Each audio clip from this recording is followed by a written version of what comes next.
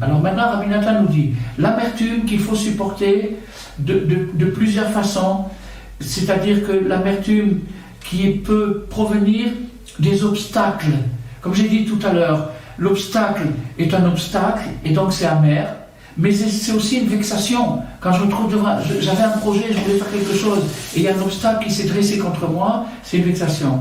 Ou bien les complications avec les gens, ou alors la difficulté d'affirmer une vérité. Si quelqu'un découvre une vérité, il trouve une vérité, quelconque une vérité, il trouve une vérité, et dès qu'il va vouloir exprimer cette vérité, il va trouver que des ennemis, ou des cyniques, ou des gens qui se moquent de lui. Donc ça aussi c'est très amer.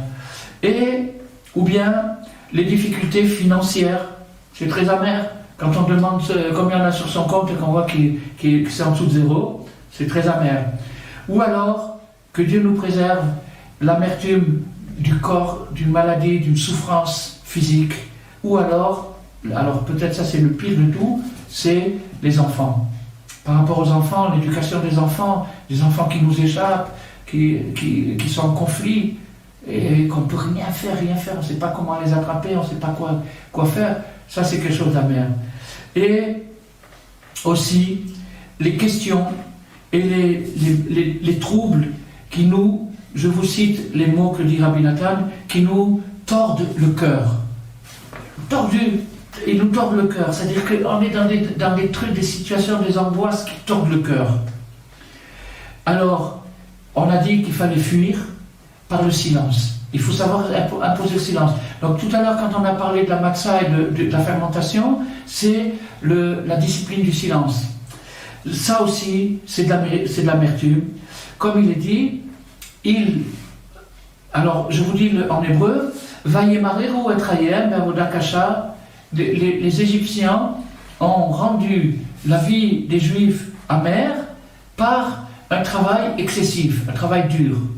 Alors la Gemara, elle extrapole, elle explique, elle interprète ce mot difficile, caché, kushia, c'est-à-dire les questions.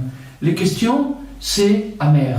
Quand quelqu'un a des questions, on parle maintenant de questions sérieuses, de questions profondes, alors c'est pire que tout. Rabbi Nathan nous dit surtout parce que c'est les obstacles de la pensée qui sont créés par des contorsions du cœur,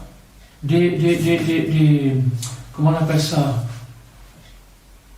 des distorsions psychologiques.